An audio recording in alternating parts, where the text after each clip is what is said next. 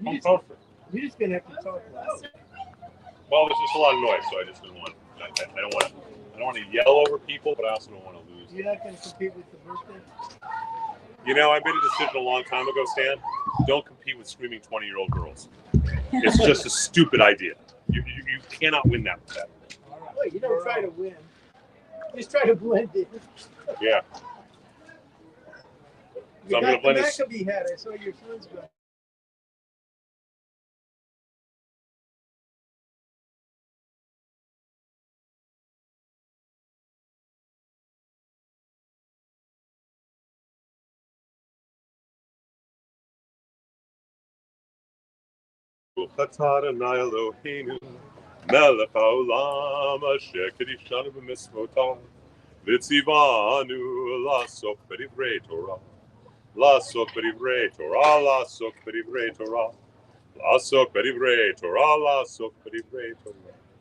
Okay, so first of all, I try and do this once a year right before July 4th.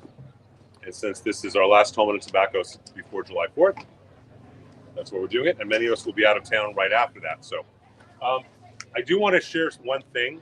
Can you guys hear me okay? I feel like I'm okay. You guys can hear me okay? Which is that Orlando and I, someone had taken part of this talk from a couple of years ago, had cut me out of it, put a background of a satanic church saying, see, the Jews are taking over the world. And that's why America, it was just so, you guys get to hear the whole thing, not out of context. Judaism and America are interwoven from before there was the United States. Hold on one second, I pause for a drink. I just see that I walked through hell of a UCLA alumni, and they found out I was a Trojan, and they're like, get out of here. Yeah, UCLA. I have no comment. No comment. No comment. What did I miss? Did I miss? We already I know started. he's a Trojan. What did I miss? What did I You miss? didn't miss anything. The opening prayer, he just started. Yay. All right. Unless you have a starting to. satanic sense of humor. So okay, this is really important that to understand that Judaism has been tied into America, the creation of the United States, the formation of the United States, the development of the United States, and the maintenance of the United States since day one, and even before there was the United States. So, who wants to read? How many of you have heard of a guy named Christopher Columbus? Yeah. Right, Christopher Columbus sailed the ocean blue. Something 1492. 1492. The Nina the Nina the Pinta, the Santa Maria, the Santillano. It was a pirate group. How many of you realize that Christopher Columbus was actually a Jew? No. So, who wants to start reading from the top of page 1 about Chris Columbus, or CC as we call him, or C squared? Okay. Loudly. So the majority of Spain's Jewish population converted to Judaism after the pogroms of 1391.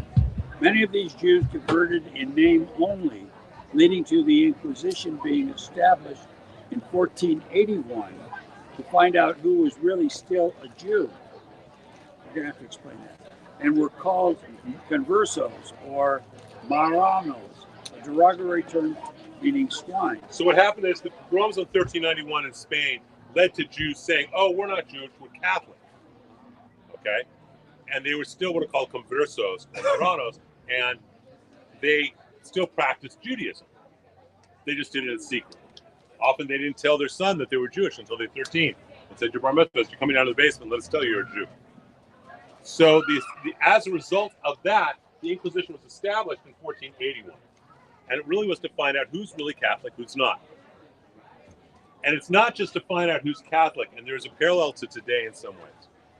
So I'm going to go off topic just a little bit, only because I can, and because of what's going on in the world today, especially. You want to be in the smoking section, right? So I just want to make sure. in most religions, 10 to 15% of the religious population are Orthodox. Okay? 10 to 15% of Jews are highly observant Orthodox Jews. 10 to 15% of Catholics are highly observant Catholics. They go to church multiple times a week. 10 to 15% of Christians, etc. Similarly, in Islam, 10 to 15% of Muslims are also observant Muslims. What does that mean? That means that they abide by the principles of the Hadiths, but more specifically the Quran. Okay? What makes you an observant Jew? You follow halakha, Jewish law. What makes you an observant Muslim? You follow Sharia law. Okay? In a traditional Islamic world, you are either following Sharia law or you are an infidel. An infidel is anyone who does not follow Sharia law. That includes Jews, Christians, Buddhists, and Muslims who do not follow it. Okay? Let's understand that. In 1481, the Inquisition was established with the same basic idea, that if you're not a highly observant Catholic, you're an infidel. That's not the term they used, but you're not a Catholic. And so, as a result, one of the groups that they went after were these Jews who were hiding and saying that they were Catholic when they really weren't, to save their own skin. They wanted to preserve themselves, so they knew if they said we're Jewish, they could be killed. They hid underground. Okay, that's what the Marrano, which is actually a derogatory term, means swine, or converso is. Okay, please continue. Orlando. The conversos often took on Catholic names such as Jesus, Mary, and Christopher. They continued to practice Judaism in secret, letting their children know at 13 that they were really Jewish. The Alhambra decree issued on March 31st, 1492, ordered the expulsion of practicing Jews from the kingdoms of Castile and Aragon by July 31st of that year. So that's the Alhambra decree. Please go on about what happened then. Could Columbus have been a converso? There is no real way to know, as there weren't birth certificates.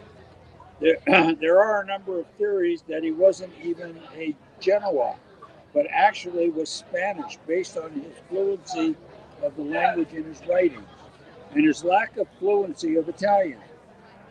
But here are some of the hints that he may indeed have been a Jew. Modern Spanish scholars such as Jose A bunch of Spanish guys, go on. Okay, a bunch of Spanish guys, thank you, have concluded that Columbus was a Marrano based on the large amount of clues to his background. There were two batches of ships that sailed from Spain's port of Palos on August 3rd, 1492. A batch of ships carrying Jews and Columbus's 3 ships setting for the New World. Although Columbus's voyage was originally scheduled for August 2nd, he postponed it by 1 day, possibly to be in the grouping with his Jewish brethren, and additionally because August 2nd was the Tisha B'Av, a bad day for a Jew to start a long journey. So Tisha B'Av is this horrible, horrible holiday. It was the memorial of all the bad things that happened in Judaism, and he was scheduled to go on Tisha B'Av, and he changed it to go the next day with all his people. Yes. Okay. Yes. Yeah. No. Okay. Go on. Continue, please. Me? Yep. Okay. Columbus repeatedly made it clear that his great and passionate goal was the liberation of Jerusalem from the Muslims. In the last will and testament of May 19, 1506, he made a number of curious provisions that are clearly Jewish customs. So traditionally, there are certain customs in a Jewish will and last will and testament, and he did all those Jewish customs. Please elucidate them. Tithe 1/10 of his income to the poor, provide an anonymous dowry for poor girls, left money to a Jew living at the entrance to the Lisbon Jewish quarter. On his final documents, he used a triangle signature of dots and letters that is similar to the inscriptions found in Jewish cemeteries in Spain. He also instructed his heirs to always use his signature in perpetuity. According to Cecile Ross' book, History of Marranos, this was an anagram substitute for the Kiddush. The Kaddish, the prayer for the dead. Kaddish, allowing Columbus's descendants to always say Kaddish for him without risking their lives. So those are a lot of Jewish customs. Those all lead us to believe he may have been, probably could have been, but there actually is conclusive proof. Who wants to continue reading with Estela Rosati, a professor of linguistics at Georgetown? Somebody. Who wants to go? Fiona. Estelle Irizarry, a professor of linguistics at Georgetown, has analyzed hundreds of his handwritten letters and concluded that his Castilian Spanish is actually Ladino when writing to his son or family. So let's explain that. So it started as a commerce language. How many of you know what Yiddish is? Okay. Yiddish started as a commerce language. So you want to know, and it's a bastard language, so to speak. It's a combination of German and a little Russian and Hebrew and a couple other things, but it's a commerce language. So like if I wanted to go do business with Stan and he's cost me a price, I would say to him in Yiddish, but I'm a landsman. I'm a member of the tribe. We'd start talking Yiddish, you'd give me a better price. Similarly, the Sephardic Jews had a language called Ladino, which is Hebrew, Spanish, and Portuguese. It is not Castilian Spanish, it's Ladino. It is a different, it's related, but it's a different language. That's what he's talking about. Please continue. 12 of the 13 letters he writes to his son, he has the Hebrew letters of his name.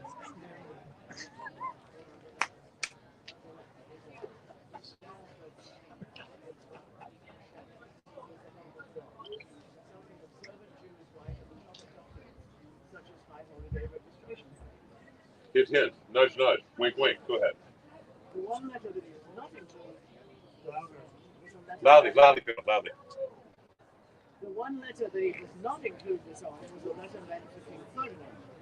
This Jewish habit is as clear a proof of his Judaism as can be established, short of a written Milan and baby naming certificate. So here's the reality. An observant Jew, you'll notice that on any formal document the temple does, on a lot of things, we'll write Bet, and it looks like quotation marks Hey.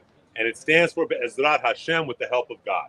Because we realize as observant Jews that everything is with the help of God. That's not something that someone who's not Jewish does. Or The even fact that- knows about. Or even knows about, exactly. And so the fact that 12 of the 13 letters that he sent, he wrote Hebrew letters, Bet Hey, is about as clear a proof as you can have that he was actually a Jew. Please continue loudly. Columbus' voyage was not, as is commonly believed, funded by the deep pockets of Queen Isabella, but rather by two Jewish conversos and another prominent Jew. Luis de Santander and Gabriel Sanchez advanced an interest-free loan of 17,000 ducats from their own pockets to help pay for the voyage, as did St. Isaac Abravanel, rabbi and Jewish statesman. The first two letters Columbus sent back from his journey were not to Ferdinand and Isabella, but to Santander and Sanchez, thanking them for their support and telling them what we had found. Not jewels, but Jews with a real financial basis for the first expedition of Columbus, wrote Herbert Adams in his 1892 treatise, Columbus and his discovery of America. Okay, so let's be clear. America's discovered, if you want to accept that Columbus discovered it, America is discovered by Europe by a Jew. It's funded by Jews, and it's by a Jew. Kind of, once you see the Bet Hey, it's no longer hypothetical, is it? That makes it very, very real. Who's writing Hebrew letters if they're not Jewish, right? Okay, let's look at some stuff in the colonial period of America that also affects. Who wants to continue reading at the top of page 3 loudly? Go. In 1649, Solomon Franco, a Sephardic Jew from Holland, believed to be the first Jew who settled in Boston, was an agent for a Dutch merchant and delivered supplies to Major General Edward Gibbons of the Massachusetts militia. It's the 1650s. Officer Levy and Jacob Basman's son, two Dutch Jews living in New Amsterdam, successfully, and you know New Amsterdam is New York, successfully pressured the Dutch West India Company and Governor Stuyvesant to acquire religious freedom and not have to go to court on Saturdays, own property. Levy was the first Jew known to have owned a house and to be town burghers. Congregation Sharit Israel was founded in New York in 1654. Okay, so this is all the formations of the colonies before we get to the place of the revolution. Please continue. No Christian community in history identified more with the people of the book than did the early settlers of the Massachusetts Bay Colony, who believed their own lives to be literal reenactments of the biblical drama of the Hebrew nation. These emigre Puritans dramatized their own situation as the righteous remnant of the church corrupted by the Babylonian woe and saw themselves as instruments of divine providence, a people chosen to build their new commonwealth on the covenant entered into at Mount Sinai, the Bible of Civilization by Gabriel Sivan, page 236. At least I source things. So no one thinks I made it up. I source things. So, Cite it. look, one of the things to realize is that from the first time, not just from Columbus, but as you start getting the Pilgrims, all these people, all these early settlers, they viewed themselves as, they were very, very connected to the Bible, and they viewed themselves as a reenactment of getting out of the slavery of Pharaoh to have freedom. That's what was going on. Please continue about how this influenced the American Revolution. Go on. Next page or so. Clergymen Samuel Langdon, Ezra Stiles, and John Witherspoon, the presidents, respectively, of Harvard, Yale, and Princeton, all discussed revolutionary politics in biblical terms. It was Stiles' tenure that Hebrew became a required class at Yale, and Stiles was deeply influenced by his friendship and study with Rabbi Chaim Yitzhak Karagal, from whom he learned and the value of studying text in the original language. The Yale seal and coat of arms has Hebrew in the midst of it, Urim v'Tunim, a phrase meaning light and perfection, which was carved in the ancient breastplate of the high priest according to the Torah. Down at the bottom of the page is the seal of Yale to this day. And you notice that it has Hebrew in it. This was the breastplate that the high priest wore that said Urim v'Tunim. Please continue on the next page because we're going to go a little bit other colleges. And then you have the Yale, Dartmouth, and their seals. Notice that Yale's not alone. You've got The 9 Columbia. So isn't it interesting all the anti-Semitism that's going on in Columbia, and yet it has Hebrew in it? Similarly with Dartmouth. Correct. Okay, these are the seals to this day. Please continue with common sense. Comments that Thomas Paine's pamphlet, published in 1776, sold over 150,000 copies in a population of only 2.5 million nationally. This means that in proportion to the population of the colonies, this is the most sold and distributed book of any in American publishing history, and is still the all-time best-selling American title. That's from Wikipedia. Much of the pamphlet deals with the monarchy and how it should or should not be manifest in government. Paine details many teachings that are given in the books of Judges and Samuel, specifically about Gideon not choosing to accept a kingship from the ancient Hebrews, but rather telling the people that they should revere no king but God. This concept is only having a king of God becomes more manifest in the basics of the U.S. governmental structure as detailed by the framers. The biblical teachings of Samuel are shared by Paine that the deal with Samuel's exhortations by the Hebrews not to ever have any king that the Hebrews want to be like other nations. Paine uses the Jewish teachings to demonstrate how America should not be subject to the English monarchy. T. Typos now. The concept is very Jewish and distinct from the Christian understandings that Jesus is also king, and that in Catholicism that the Pope is the earthly representation and king. Although Paine questioned the Bible as divine, he clearly appreciated the Jewish understanding and teaching that the books about monarchy and kingship. So understand that throughout the world, and we're talking the European world at this point, kings are appointed by God. That is the belief. In fact, the reason that crowns have points on them is the idea is that the points would catch the manna from heaven, the spiritual manna, and the king would catch it on its points. He would then pass it to his ministers and lords and leaders. They would pass it to the next leaders, who pass it to parents, who pass it to the children. That's why crowns had points. The biggest example of the king, so to speak, is the Pope. The Pope is God's emissary on earth. The Pope is infallible. But only when he sits in a certain chair, which makes me wonder, is he infallible or is the chair infallible? When he sits in a certain chair and he says something, it is supposedly the word of God. Eugene Fisher made a great comment. He was the head of the Conference of American Bishops. He said, a Catholic will never understand a Jew's tie to the land of Israel. And a Jew will never understand how a bunch of guys go into a room, white smoke comes out, and one of them's infallible. And it's true. We don't get it, but they don't get our tie to Israel either. So it was a brilliant comment that Eugene made.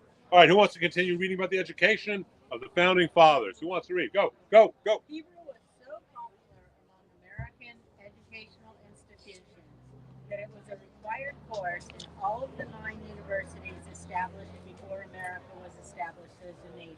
Loudly, loudly. So you got the first 9 universities all Harvard, required Hebrew. Harvard, Yale, Princeton, Columbia, Penn, Brown, Dartmouth, William and Mary, Rutgers, even though it was not required in universities in England. All of the founding fathers who had been educated in America would have been trained in biblical Hebrew as well as Tanakh. There were even numerous commencement speeches that were given in Hebrew in the mid-18th century. Wow. Yeah, so wow. When we talk about Judaism Commencement being speeches. in this, yeah, go on. Benjamin Rush wrote the following in his editorials denouncing the Tea Act. What did not Moses forsake and suffer for his countrymen? What shining examples of patriotism do we behold in Joshua, Samuel, Maccabees, and all the illustrious princes, captains, and prophets among the Jews? At the time of the American Revolution, the interest in the knowledge of Hebrew was so widespread as to allow the circulation of the story that certain members of Congress proposed that the use of English be formally prohibited in the United States and Hebrew substituted for it. Wouldn't all of our kids be happy? Wouldn't that be something? It'd all been easy. The bar mitzvah would have been so much easier for them all, right? All would have been simple. All right, continue reading about, how many of you have heard of this guy, Alexander Hamilton? Yeah. Alexander Hamilton. Da-da-da-da-da-da-da. Yes, music. Love it. All right, continue please reading. Enough research has been done that a book is coming out from Harvard University Press I believe it actually came out already, but go ahead. on the topic of Hamilton, the Jewish founding father. On the Danish colony of St. Croix, where before Hamilton was born, his mother, Rachel Fawcett, married a man named Johann Michael Levine, who sometimes went by the name of Levin, a Sephardic version of the name Levine. Both according to Jewish law and Dutch law of the time, Rachel would have had to convert to Judaism to marry Lavin. Okay, so his mother, this was not his father, Levine was not his father, but his mother must have converted to marry Levine, both according to not just Jewish law, but according to Dutch law. Otherwise, she couldn't have married him. Okay, and she did. We know that she did marry him. Okay, please continue. Okay. Lavin, who was not Hamilton's father, who, as a merchant, a typical profession for Jews of the time. Rachel and Lavin had a child who was not baptized. They had a bad marriage, and she was arrested for whoredom. When released, she left St. Croix and went to Nevis. She was never divorced from Lavin, but met James Hamilton, a Scotsman, who was Alexander's father.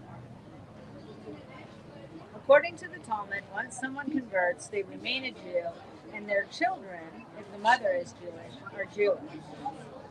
Not getting a divorce falls in line with the challenges she would have had in initiating again. So apparently, the Scotsman, James Hamilton, was not a very nice guy. He was a philanderer. She wanted to split up, but who gives the get in Judaism? The man, the husband gives it. Okay?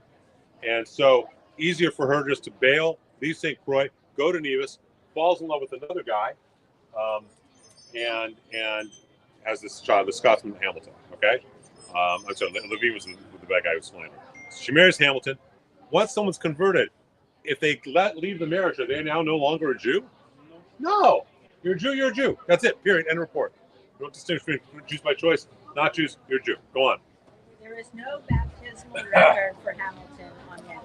Every person in the church gets baptized, and they keep a baptismal record. The church is, if you go to a modern priest today and say, will you do an interfaith wedding? They immediately say yes. Okay? Immediately. And they register that wedding with the church. They have a child. The child is baptized and is registered with the church. Okay? No record. Hamilton was never baptized in Nevis. Please continue.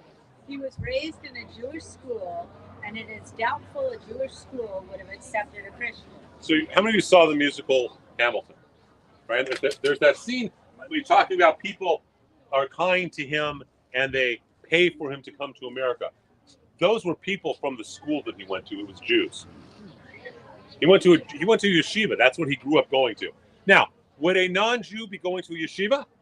No, probably not. Please continue. Rachel kept the last name of Lavin until her death back in St. Croix in 1768 and was not buried in the Christian cemetery there. She was buried on the grounds of her sister's home, a common practice for Jews, as there was no Jewish cemetery on St. Croix. More proof that she was a Jew, lived a Jew, died a Jew, and that makes her son Alexander a Jew. Please continue. He forges relationships with American Jewry that we don't see with any other founding father, according to Dr. Andrew Forwancher, author of The Jewish Founding Father, Alexander Hamilton's Hidden Life. Forwancher details that he defended Jewish rights in the courts and that he put a Jew on the board of Columbia University, the first Jew on the board of any American college. Again, leading us to believe, what was he, where did he come from? Go on. One of the most important cases of his legal career saw Hamilton defending a French Jewish merchant, Louis Le Guin, in a New York court in 1800. As the case progressed, Louis Le Guin's opponent's lawyers resorted to crude anti-Semitism, accusing the Jewish merchant of age-old anti-Jewish stereotypes of being dishonest and lying under oath. Hamilton not only defended his client, he issued an eloquent defense of Jews in general. Why distrust the evidence of Jews? Hamilton passionately told the court, Jews once were under the immediate government of God himself, and they were selected as the witnesses of his miracles and charged with the spirit of prophecy. Hamilton won that case in what was at the time the largest award in American history. Typically, if someone's representing a Jew in that time, they are a Jew. Go on. Hamilton never mentions church in his writing, other than political relationships between government and church, and never publicly took communion. Even Joe Biden publicly took communion, didn't he? He's got Nancy Pelosi, they're Catholic in theory, right? They would publicly take communion. Hamilton never did. Continue. Both Hamilton and his children had close Jewish friends. Another sign that he was Jewish, as most non-Jews of the time would not allow their children to associate with Jewish children. Hamilton was extremely close and collaborated in writing with Hazen Gershom's Axis, the first and only Jew to sit on the board of Columbia until Cardoza in the 20th century. If you're letting your kids hang out with Jewish kids, what are you probably? Jewish. Go on. When the new U.S. Constitution was being ratified by the states in 1788, Hamilton led the movement to promote ratification in New York. This was the total of his life's work, and he threw everything he had into the cause. In July of that year, Hamilton and others arranged a parade to promote the Constitution. Through his Jewish contacts, the parade organizers found that the parade conflicted with a Jewish fast day, the 17th of Tammuz. Even though Jews were less than 1% of the New York population at the time, the parade was rescheduled for the following day thanks to Hamilton's efforts. Again, why would he do that? The same way, why would Columbus not go on Tisha B'Av unless he was Jewish? Why would Hamilton not do something on the 17th of Tammuz unless he was Jewish? So, and Hamilton, as much or more than any other framer, really did establish this nation. Right? I mean, in terms of the Constitution, in terms of the Federalist Papers, in terms of all, the things that he did, he really, the banking system, all the stuff that he did, and he was a Jew. Pretty simple, isn't it? It's kind of incontrovertible. George Washington, not a Jew. But who wants to read about George Washington? Come on, who wants to read loudly about George Washington? Somebody, go. Again. Oh, Marcos. They're Mark. George Washington. Loudly, Mark. Washington's unique position in the formation of the United States allowed him to determine whether Jews would be accepted institutionally or if they would continue to receive the hatred from governments that they had experienced in Europe. He chose the former, And here are a few written examples of his support for Jews and Judaism in America. Upon receiving a letter of congratulations from the Jewish community of Newport, the new president responded as follows. It is now no more than toleration is spoken of, as if it were by the indulgence of one class of people that another enjoyed the exercise of their inherent natural rights. For happily the government of the United States, which gives to bigotry no sanction, to persecution no assistance, requires only that they who live under its protection should demean themselves as good citizens, in giving it on all occasions their effectual support. He continues, may the children of the stock of Abraham, who dwell in this land, continue to merit and enjoy the goodwill of the other inhabitants, while everyone shall sit in safety under his own vine and fig tree, and there should be none to make him afraid. That's only one letter. I've got another excerpt from another letter, but he wrote many, many letters talking about the stock of Abraham, the Jews, and how they are an integral part of the United States. Please continue a little bit lower down with Chaim Solomon, the founding financier. Loudly, loudly, loudly. Chaim Solomon, the founding financier, is accepted along with Robert Morris and the superintendent of finance for the colonies as the prime financier of the American Revolution. Born in Poland in 1740, this businessman emigrated to New York in 1775 and was a successful financial broker for merchants and overseas trading. Joined the Sons of Liberty and was arrested as a spy in September 1776. Arrested again in 1778 and sentenced to death, but escaped to Philadelphia with his family. In 1781, while working with Morris, he used his personal and professional relationships to convert French loans into ready cash by selling bills of exchange. In 1781 to 1784, records show Solomon's fundraising and personal lending helped provide over $650,000, approximately $18 million in 2018 dollars, in financing to George Washington in his war effort. Yorktown. I remember Yorktown from Hamilton, right? Go on, talk about Yorktown a little bit. This is still Chaim Solomon. In August 1781, the Continental Army had trapped Lieutenant Charles Cornwallis in the Virginian coastal town of Yorktown. George Washington and the main army and Count de Rochambeau with his French army decided to march from Hudson Highlands to Yorktown and deliver the final blow.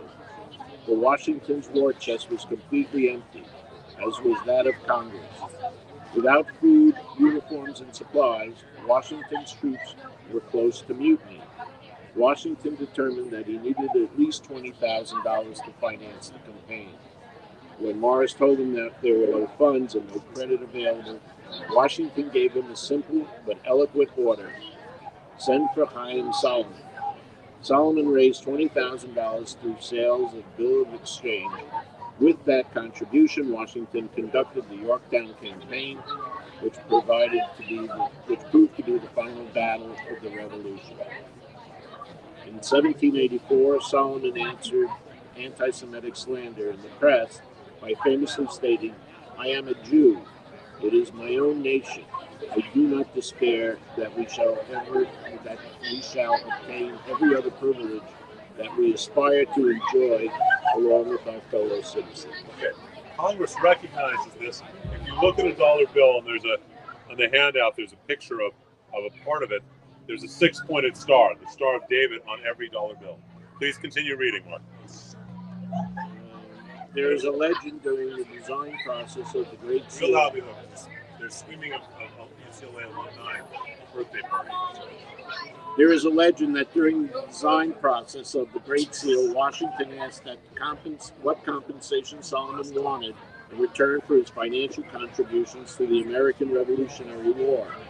He replied that he wanted nothing for himself, but that he wanted something for his people. While there is no evidence There is a theory that the 13 stars representing the colonies on the seal were arranged in the shape of the Star of David in commemoration of Solomon's contributions. This appears to have little basis in fact, however, although it is often repeated. Okay, so why else would we have that? Why? It's just such a weird thing that there's in the seal a six-pointed star. It's the only time in Judaism or in the American symbols that we have a six-pointed star, and it makes sense. We're going to bypass John Adams for the rest of Chaim Solomon and go to page 12 to read at the top of the page about Ben Franklin. Let's talk about Ben Franklin, who was not a Jew. Who wants to read Franklin? Loudly, someone who hasn't read yet. Don't make me call upon you. I will. I have a question. Yes, Sam wants to read. Yes, sir. No, one question. What's your question? Is it not true then that this is the United States of Judaism? Because we paid for the war? Well, we didn't pay for it. It's, We got the money to make it. we helped to make it happen. We are partners in it. It wouldn't have happened. We are partners in it. You could have won the Because battle. that's correct. And we are partners in it because what happens is the anti-Semites say, see, America's controlled by the Jews, and we don't. I didn't say we controlled it. But it is, and we're going to even go more to the structure. It is absolutely, we are an integral part. This country would not have happened without us. Okay, since you volunteered, you get to read at the top of page 12 about Ben Franklin. It said Ben Franklin at the bottom of page 11, but Oh, okay. quite sure. Given that there were only about 2,000 Jews in the colonies, Franklin had limited contact.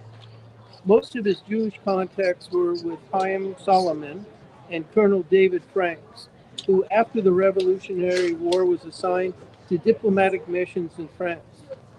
Nonetheless, Franklin was one of the first donors to Mikveh Yisrael, the first synagogue in Philadelphia, helping build and sustain the Jewish community there. In 1729, Franklin purchased the Pennsylvania Gazette. In 1753, the defiance of the traditional image of Jewish traders and brokers, the Gazette published a eulogy for Pennsylvania peddler Nathan Levy, in which it praised him for the fair character he maintained in all his transactions. A remarkably powerful statement from the press at the time for Franklin's guidance. So I'm skipping over some of these founding fathers, but they're here. You can read about them because as always, I put sources for John Adams and James Madison and Thomas Jefferson. Let's go to the bottom of page 13. And Stan, you're still up about the Declaration of Independence and the Great Seal. Bottom of page 13. Sorry, I always add to things, and I think we got like a 21-page handout this time. So go ahead. I like to. Okay, never mind. I'm a freak. I like to study. Okay. Me too. The Torah and Talmud both teach us of tzedek, and tirdah. Tzedek, tirdah. Justice, shall you pursue. A Jewish concept, this became the spiritual foundation of the United States. As Jews, we are not to just complain when we see injustice. Oy vey. We are not to do all that we can to rectify it. The founding fathers and mothers of this country realized the importance of this teaching, and for the first time in modern history, chose to fight against injustice by declaring their own nation based on ethical values. Like Jews throughout the centuries, they decided to embrace the concept that there are unalienable rights. The original document uses unalienable as opposed to inalienable, and that all men are created equal. No rabbi in their homily could have worded it better.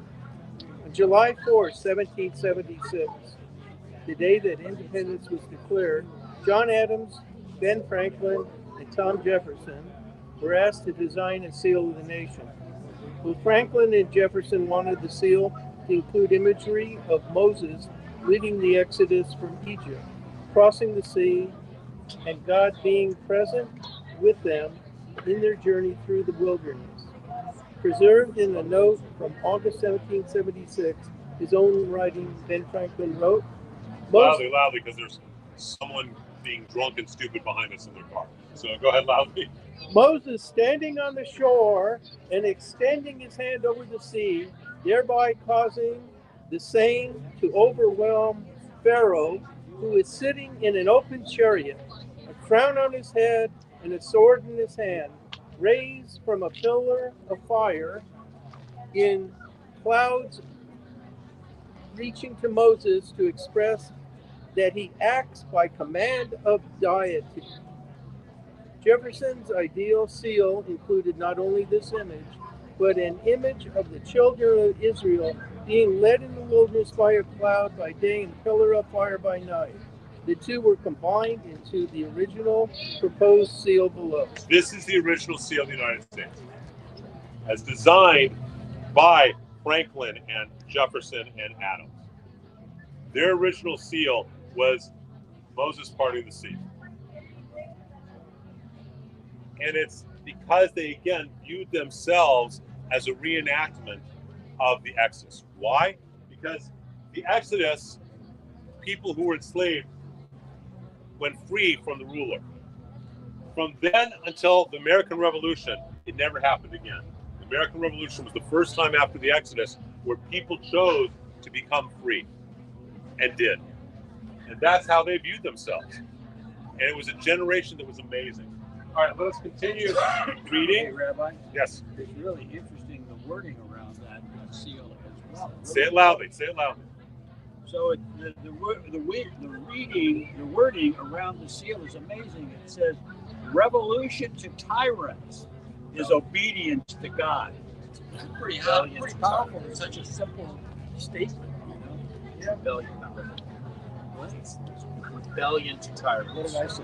You said revolution. It's rebellion to tyrants. This is Similar so thing, important. It is a Jewish belief. It really is, isn't it? Yeah. Okay? We don't accept tyrants in Judaism. There's only one king, God. Period. Is a rabbi a king? No, clearly not. A teacher. Hopefully. Hopefully he's a teacher. Hopefully he's also a lawyer and a judge if he sits on a beit din. Hopefully he's a teacher. And sadly, that's not always the case, but this is very clear. This is why we have it. Now let's look a little bit about how our Jewish values, because Stan, you made a comment that we helped finance the revolution. We did. But even more than that, and this in some ways is a much clearer version of how we've influenced this country. The structure of this nation is built upon Jewish values, ethics, and processes. Who wants to read the next paragraph? Jewish values and structure and the organization of the government. Who wants to read loudly? Come on, someone hasn't read yet. Let's go. When do people become so shy? All right, go. Right. Nice, real loudly. Jewish values and structure in the organization of government. Jewish government, according to the original Constitution, which was divinely established, was a perfect republic. The civil polity of Israel is doubtless an excellent general model. At least some principal laws and orders of it may be copied to the great advantage in the more modern establishments. Harvard President Samuel Langdon in 1775. A republic of the United States. Okay, let's be clear on something. Do we live in a democracy? No! No. Anyone What says do we we live do in? doesn't know what we live. What do we live in? A representative republic. Wrong. A constitutional republic. It is a constitutional republic, which is represented. Which is represented, hopefully. Right? So really what we live in is a confederation of states. What's the difference between a republic and a democracy? So we are a confederation of states. Correct. Okay? We are not one nation, per se. We are one nation, but composed of these different states, these different little republics. Got it. Okay? And what is that based on? We're all part of one federal government, but each state has its own laws, right? So you can do some things in California you cannot do in Tennessee. Okay? Then there are some things you can do in Tennessee you cannot do in California. Like marry your cousin twice. Okay, whatever it is. Sorry. That was from Mitch Silverman, if he ever sees this. They were the third cousin. Okay. So We are different. But we have this great concept of confederation of states. Where does it come from? Please continue reading. A Republic of the United States. In the book of Judges, the tribes of Israel each have their own territory and come together under a judge, Joshua, Gideon, Samson, etc. Only when they need to unify for a specific purpose, such as defense against the enemies to the Republic. So the area that was controlled by the tribe of Reuben has its own rules, and the area that's controlled by the tribe of Simeon has its own rules. And they're all similar, but they all have their own interpretations of these rules. But they come together when they're being attacked as a nation. Make sense? It's why is the governor of the state part of the legislative, judicial, or executive branch? He's executive, right? He's the chief executive of the state. So all the formation is really built around what happens in the book of Judges. Please continue. Can I ask you a question? Yeah. Sorry, I was thinking. Here's Was the in the Torah reading. This was in the Torah reading 2 weeks ago, 3 weeks ago. About 3 weeks. About going into the different tribes Yeah. and the census. But it really goes into Judges is where it really correct. Joshua and Judges. What's your question? So we live in a very divided country right now. Correct. Okay. And our president seems to think opposite of what you're talking in that he can order the National Guard to come into California, and the governor of California is probably the only one that can order the National Guard. We're talking about an issue of federalism versus So now you're talking about an issue Okay, of federal so- rights versus state rights. So, if other governors were to agree, I mean, how are we going to protect ourselves from federal law, which is now becoming very So okay, let me get to a simpler answer to the question without going into the politics of the day. okay? Okay. So each state, like each tribe, runs itself. Right. But if there's a threat that is coming to the tribe of Simeon, even if the tribe of Simeon doesn't see it, but all the other tribes do, you could have that kind of in our terms, federal, interjection. Okay.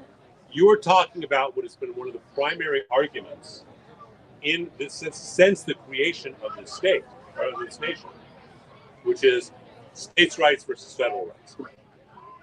Okay, where is it states? Where is it federal? One of the things, if I remember my history correctly, feel free to interject anything that anyone wants to. If I remember my history correctly, one of the issues of Hamilton was he wanted to have the treasury be so important because that would create a federal, more power to the federal government as opposed to the individual states. There were other states that wanted to have state powers.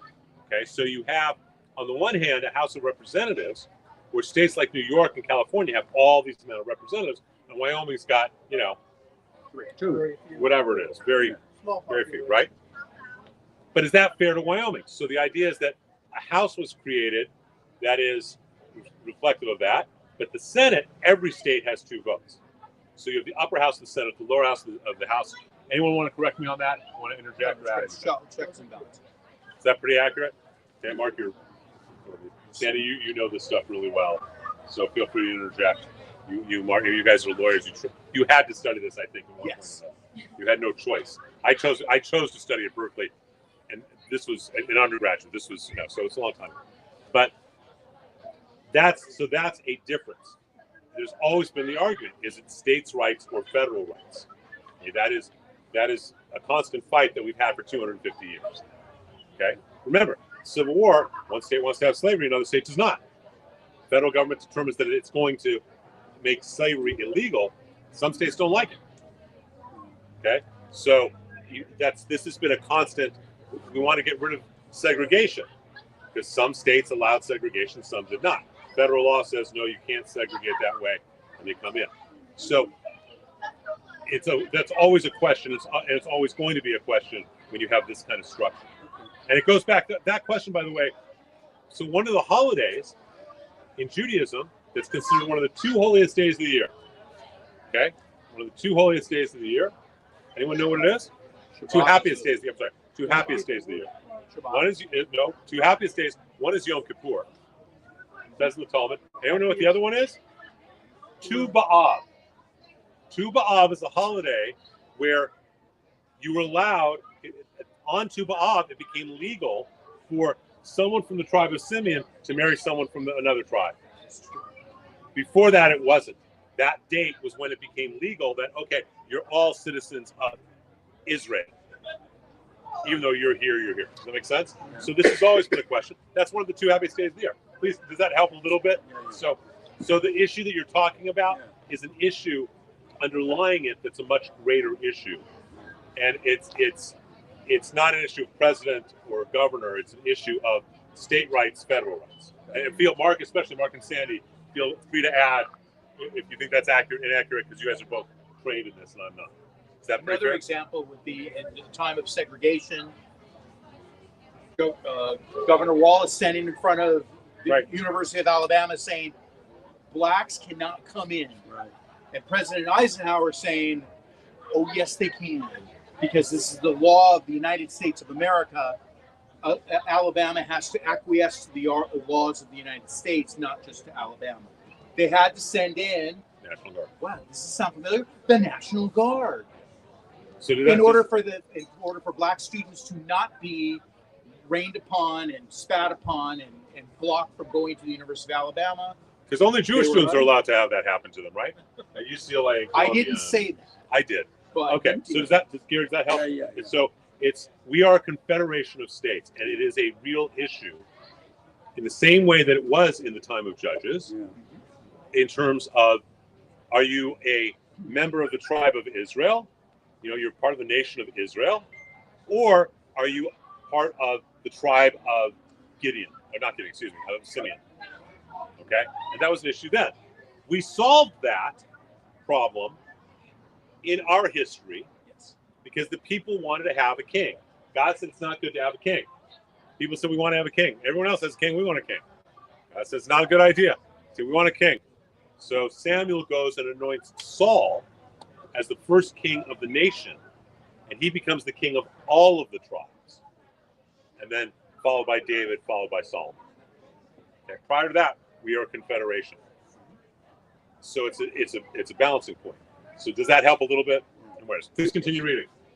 Ancient Israel was not a kingdom until Saul, but a confederacy of states. It was this model that the framers used to define the relationship between the states. Following the conquest of Jericho and settlement of Canaan, Israel had no king or central authority, and every man did what was right in their own eyes. Judges 21:25. Isaiah 33:22 is often used by academics as a basis for the initial structuring of the three branches of government. For the Lord is our judge, the Lord is our lawgiver, the Lord is our king. He will save us. And from that, you get the judicial, the executive, the legislative branches. Remember, our framers were trained in the Tanakh. They knew this better than rabbis do today, I guarantee you. They would be able to quote those verses. And so they based it upon Isaiah, because this goes into the prophecy of the creation of the second, the second and then third temple, God willing, but the new temple. So they base it right out of our text, right out of our history. Please continue. And they probably could have quoted it in Hebrew. Probably. The House of Representatives represents 435 districts of the United States, where the people of each district elect one person to represent their views and interests. The idea of district elections is implicit in the Torah. We read in Deuteronomy 1:13, select for yourselves men who are wise, understanding, and known to your tribes, and I will appoint them as your leaders. Again, right out of the book of Deuteronomy, the whole concept of the House of Representatives. Right out of there. It comes right out of the text. Right out of the Torah. Go on.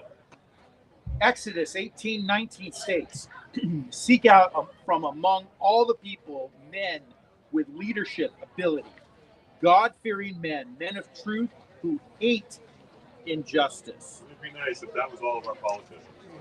That would be wonderful. How do we get back to that?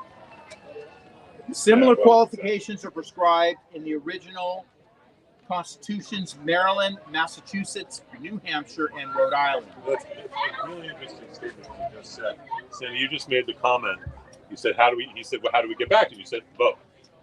I was on, I forget what radio show within the last month because I remember the question. The question was, Rabbi, how do you determine whether someone's a good politician or not? Whether I would vote for someone. Oh. Okay? Democrat, Republican, that's not what my choice are. They asked me as a religious leader, how do I determine my vote? And my answer, Sandy, was in terms of voting, I want to know, do they recognize that there's a demarcation between God, between good and evil, between God and secularism? And if they recognize that there's a demarcation, whether I agree with them or not, I can trust them that they're going to be true. If they don't think there's such a thing as evil, then I got a problem.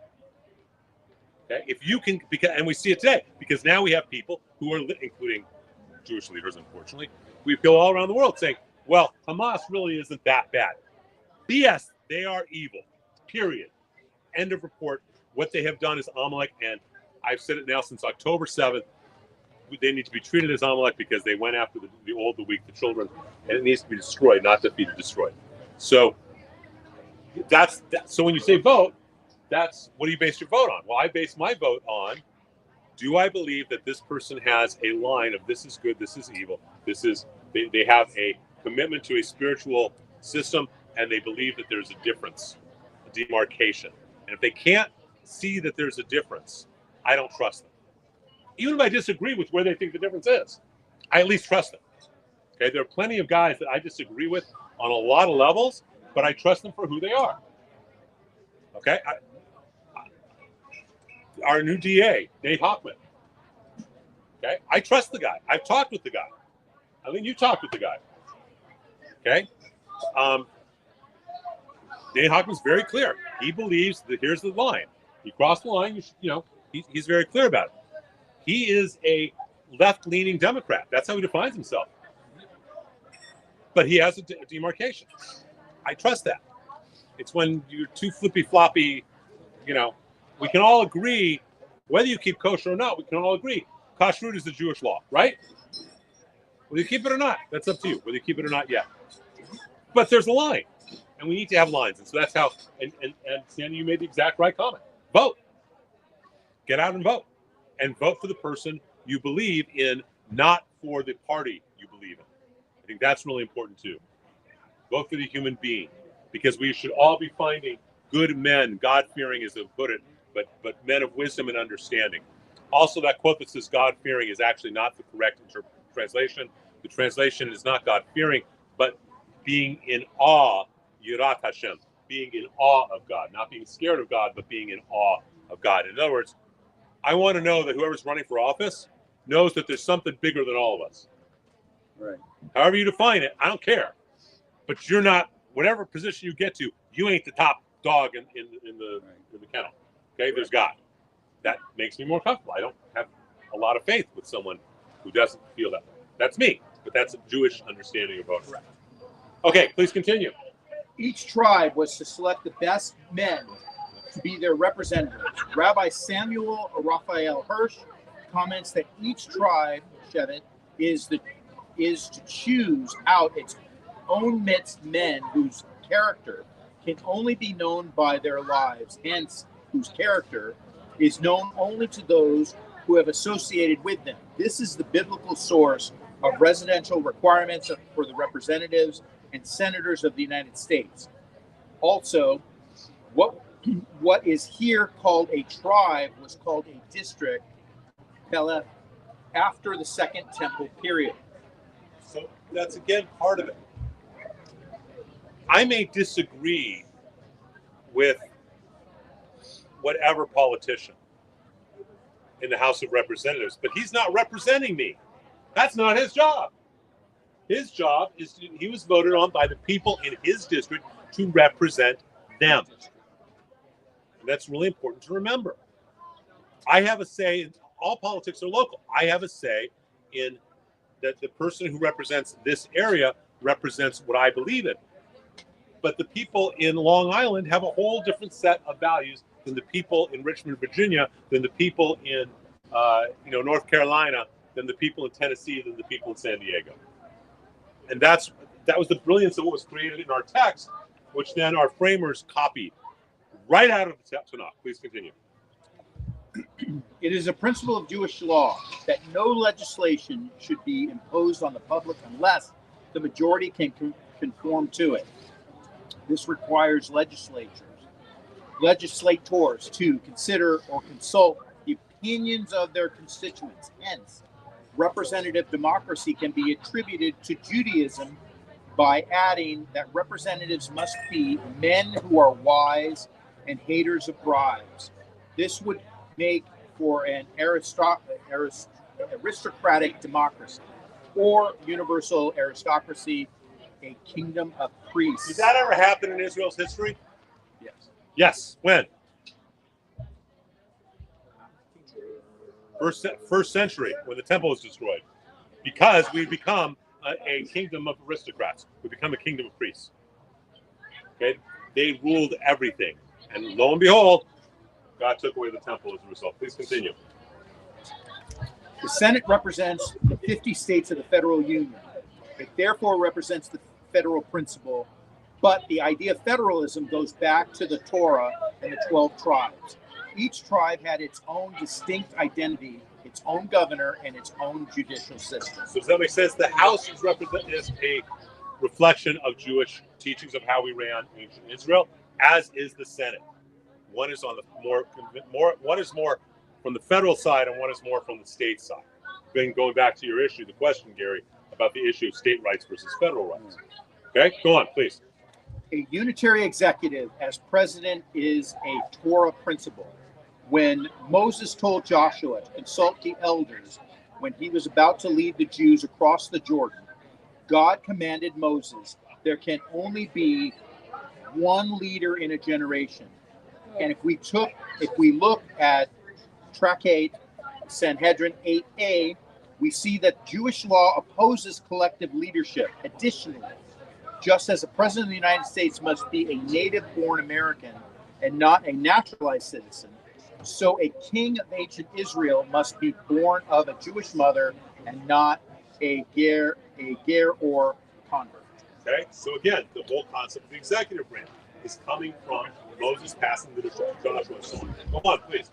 The Supreme Court is the final interpreter of the American Constitution and is a direct copy of the model of the Great Sanhedrin, which was the final interpreter of the Jewish Constitution, the Torah. Like the Sanhedrin, judgments are based on precedents, but judgments are also made reinterpreting the words of the Torah, based on Parsha Softim in the book of Deuteronomy, which teaches that we go to the judges of your times. Okay, please continue.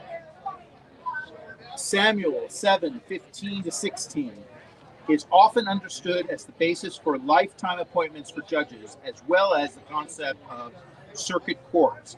And Samuel judged Israel all the days of his life, and he went from year to year on a circuit to Bethel and Gilgal and Mizpah, and judged Israel in all those places. Again, Mark and Sandy, correct me if I'm wrong, but isn't there only one court that is established in the Constitution? Isn't that the only, correct? The Supreme, everything else is not established. It's not constitutional. Is that accurate? So tell me the correct. Well, the Constitution Loudly. There shall be one Supreme Court, and such inferior courts as Congress may create. Inferior courts. Okay, so it's the legislature just determines what the superior courts, what the other courts are. Correct. The inferior courts, excuse me. Okay, so again, Samuel's going around, and then we realize, okay, there are too many people in Israel. We got to have other judges, and we had what's called a Beit Din. Beit Din is 3 judges. Typically, rabbis or candidates, but it could be any 3 adults that are knowledgeable in Jewish law, and that's a Beit Din, and we have it today. I serve on the Beit Din. Okay, when someone comes for conversion, for divorce, I serve on the. I have never had a case. I've never served on the Beit Din for a case involving other things than divorce or conversion, but people do, especially in the Orthodox world. Rather than going to the public courts, the civil courts, they will take Mr. Poloni will take Mr. Schwartz, and he will take him to court. Rather than going to the civil court, he'll go to the Beit Din, and they both agree that that's the mediator. That's the mediation. Whatever those 3 people decide, that's the judgment. And there's all sorts of laws about what you can and can't do as a judge, especially in the book of Deuteronomy. Okay? And Talmud goes deeply into it, how you need to view both people as guilty when they show up and both people as innocent when they leave. Okay, there's all these different laws that you have. That our whole system of district courts in our nation comes out of Israel. Okay, who wants to read about? Who's ever seen the Liberty Bell? I've actually never been to Philadelphia, so I have not. Someone who's seen the Liberty Bell, not you because you just read about it. Read about the Liberty Bell. Who wants to read about the Liberty Bell? Who's seen it? Go. It is often assumed that the bell celebrates freedom from British rule. Not the case. No. The bell predates the revolution by more than 20 years. Rather, a major part of the liberty most likely celebrated, and here comes the Jewish tie-in, is religious freedom. Both freedom of expression and freedom from legal discrimination on religious grounds. The Liberty Bell was commissioned by the Pennsylvania Assembly to celebrate the 50th anniversary of a remarkable document, William Penn's Charter of Rights and Privileges, issued for the citizens of the state in 1701. It provides for liberty of conscience, declaring, no people can be truly happy, though under the greatest enjoyment of civil liberties, if abridged of the freedom of their consciences as to their religious profession and worship. The nickname Liberty Bell comes from the passage inscribed across the top, proclaim liberty throughout the land unto all the inhabitants thereof.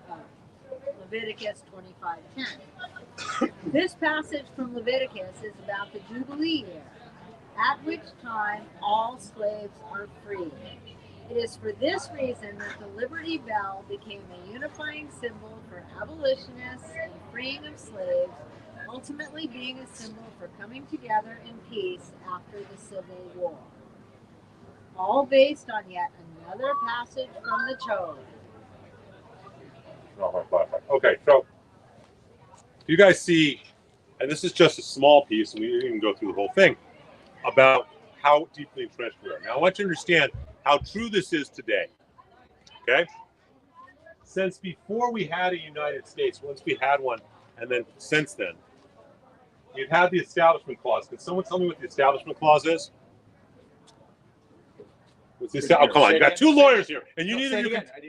What's the Establishment Clause? I'm calling the California Bar Association if neither of you two can answer this. They'll both look at each other. It's like two lawyers. Who's going to talk first? No, you are. No, you are. What? Come on. What's the Establishment Clause? It's part of the First Amendment in the Bill of Rights that says if you want just the limited clause, nor shall the government establish a religion in the country. And that's all it says, and it's been interpreted in lots of ways. It basically says that government stays out of religion. Hands off. Period. Okay? Now, this has been backed up for over 200 years in all the different courts. If a rabbi, this is one I actually am an expert on this one, on the religious rights, because I've ended up having to be. So if a rabbi has a contract with a synagogue, and the synagogue decides we're going to pay you off what you worked, but we're firing you for whatever reason, it doesn't matter what it is. They don't like the way that his ankles look. Can he take the synagogue to court? How many of you say yes? Of course he can take them to court, but that's not That's not right. Will the courts take the case? No. They will not take the case. Over and over it's established, even if there's a contract, as long as it's been paid for his past duties, because they will not step into the religious matter of who the synagogue wants as their leader, as their voice, so to speak. So if you look at any of the contract, I don't have a contract with the synagogue, but it's waste. Wasn't that good? It's delicious. It's delicious. So if you have a church with a pastor or a synagogue with a rabbi, and they have a contract, it is meaningless. The only line that can become meaningful is if it says that if there's a disagreement, we both will abide by a mediator, in which case they can go to a mediator. But the courts will not touch it. I actually just again experienced something like this. this past week, I was in a deposition. Okay? This week, last week. I was in a deposition. Now, I will tell you what. So one of the first things they ask you, your name, where you go to school. Have you ever been in a deposition before? Now, Sandy, have you done depositions? And Mark, you've done deposition. Okay. So they're asking this question. Have you ever been in a deposition before? Yes. What was it about? I can't tell you. You have to tell me. I'm sorry, the Establishment Clause, I can't tell you. Okay?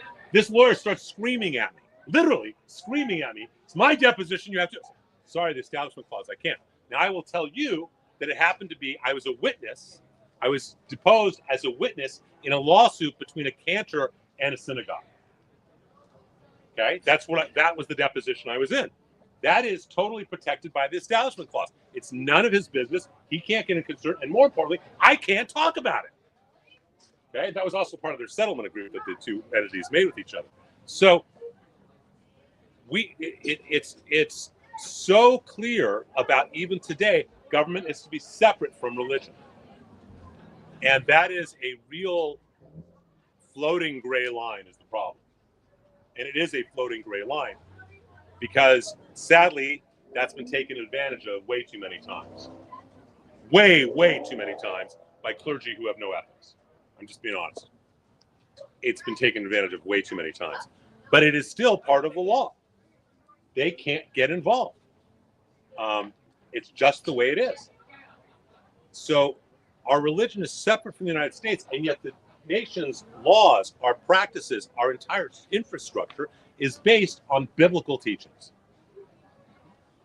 So do you guys see how integral Judaism has been in the creation of this nation? For how many was there new information today? Nobody got some. Oh, some people got some. Okay. So that's kind of where it goes. We have always been. Yeah, go ahead. I was waiting for the American Trinity. It's not. God we trust. E pluribus unum, liberty. That's American values. Okay. Where does it come from? Everything comes from us. It all comes. It really does. And we need to recognize that people call this a Judeo-Christian nation. The reality is, from an ethical and value system, from an infrastructure perspective, from a procedural perspective, this is a Jewish nation. It's not based on the structure of things in the Christian scriptures. It's based on the structure of things in the Hebrew scriptures. Yes, go ahead. But if you look at Christian values, what are they? They are based on our values. And they are based. By the way, how many of you get offended when a Christian wants to convert you? Never. Good. The reason not to get offended is because if they're really coming from their heart, they want to convert you so you'll be in heaven with them. That's their theology. My answer is, for 3,700 years, my people have been going straight to the boss. What do I need an agent for? But but it is it is values, and we got to the whole thing about the call from the Vatican in Jerusalem. So a number of years ago, Netanyahu goes to the Vatican, and he says, "What's that beautiful gold telephone?" And the Pope says, "Oh, that's the telephone to God. It's a very expensive call, so we don't use it. It's a direct line to God." A little while later, Pope's at Netanyahu's office. He sees a black telephone. He says, "What's that for?" He goes, "That's our phone call to God." Says, "Wow, how expensive is it?" He goes, "No, go ahead and make the call. From here, it's local." Okay. I like that one. It's local. So we need to remember. We used to have long distance calls. It's not like this. I guess people don't even understand that if they're under the age of 25. So the point is that this really is, our nation really is entwined in Judaism. And this has been the best nation in the history of the world, other than Israel, for Jews. We need to remember that, and we need to fight for that too. We need to defend those rights, and we need to be willing to say, Ivri Anochi, I am a Jew, and I'm American. I will leave you with one great quote from a great Jewish politician, Henry Kissinger. I would remember Dr. Kissinger, who was having a conversation with Golda Meir and said, "Golda, you must understand that I am first an American, I am then a Jew, and I am then pro-Israel." You know what Golda's response was? "That's terrific, Henry. Here we read from right to left." So I hope this was valuable. Okay, go ahead. It's in the movie. I like It was in With it was Helen in Mirren, the yeah. Goals. So I never saw the movie, and I should have. It's really good. So, I want to join everyone to do that. Here's something else I want to talk about for just a moment, and it's really important. In America and in the world, Judaism is being attacked in ways that it has never been in our lifetime, even worse than during the Holocaust in World War II. Because in World War II, it was not a fight for or against Jews. Hitler had his thing with Jews. It was a fight against Japan, against Germany, against Italy. It was a fight against Nazism. It was a fight for freedom, but it was not. The Jews were not part of the equation, other than the fact that Hitler was killing everyone that he could. Today, in 2025, both in America and around the world, there is a Jew hatred that has never been seen. Certainly in our lifetime, and I don't know that it's been seen in a long, long, long time. So the question becomes, we've had troubles throughout history. The last 2,000 years, since there was a temple in Jerusalem. What has allowed us for 2,000 years to survive? There's one answer to this. I mean, obviously the big answer is God. One answer of what we do that has allowed our people to survive and thrive when we've been attacked in everything from pogroms to the Inquisition. What is the one answer that has kept us alive? And the answer is synagogues. Okay? After World War II, it became the practice of most synagogues to start having membership dues, to start having costs for high holidays, etc. That, in combination with the fact that Jews were totally stunned because when they realized how deep the Holocaust was, and they started to have a lack of faith in God as well. I mean, the Holocaust causes a lack of faith, just like the destruction of the temple did. And it takes 50 years, it takes a couple generations to start to integrate that into our theology. But right after World War II, you had two things happening simultaneously. Because people were falling away from Judaism because of fear, Jewish leadership said, well, because of that, we're not going to be able to fund our organizations unless we charge Jews. And what did that do? It pushed Jews away from synagogue life, to the point where over 3/4 of Jews only go to temple 2 days a year or less. There are lots of people who come to our high holidays, and they are committed to an hour at high holidays. If they show up at 10, they're going to leave at 11. If they show up at 12, they're going to leave at 1. Period, end of report. That's why we close the doors when the tour is out. It's like, I don't care what your schedule is. When the tour is out, nobody leaves. It's like an Amway meeting. Nobody can go. Nobody can pee. You're stuck here. Okay. So, but because you're going to respect the Torah. I will let you walk in and out and everything else, but you're not going to turn your back on the Torah. Not when I'm around. Okay? But that's the reality. And as a result of that, you have, at this point, probably the majority of non-Orthodox Jews in this country say, just sing Kumbaya, let's get along with Hamas and just make them neighbors. Because they're so disenfranchised and disconnected from Judaism. The reality is, can we all agree that Judaism is under threat right now? And every Jew is threatened. Can everyone agree on that? Yes. There's an answer, and it's the answer we've had for 2,000 years. Every Jew needs to be committed and part of synagogue life. That is the answer that helped us to survive for 2,000 years. It is the answer that will help us survive now. And we need to go. This is not a push for our synagogue. This is for any Jew. They need to be involved in a Jewish synagogue life. Not a community center, not a Jewish charity. Those are all wonderful things, but in synagogue life. We are stronger that way, and we are able to survive. That is part of what America has also brought to us. So when you talk to any Jew, the question that I think it needs to be asked of every Jew right now, and it's an existential issue of survival, is, are you involved in a synagogue? Why not find one that sings to you? And I don't care what one it is. I don't care if it's a Chabad. I don't care if it's us. I don't care if it's Sinai Temple. I don't care. Whatever it is. There's lots of choices of theology. But to be involved in a Jewish synagogue, this is so important right now for our survival as a people, because one of the things that is true is they will knock us off one at a time unless we're all together. I don't mean to be pessimistic about it, but it's going to get worse before it gets better, probably within the next week or two. And it's going to get worse. And we need to recognize that, because we are Americans and we are Jews. And we need to protect both Judaism and America. We are intertwined. And as I say, this country has been so good to our people, better than any nation but Israel. I hope this was useful. I hope this was good. Love it. And Thank you. so thank you.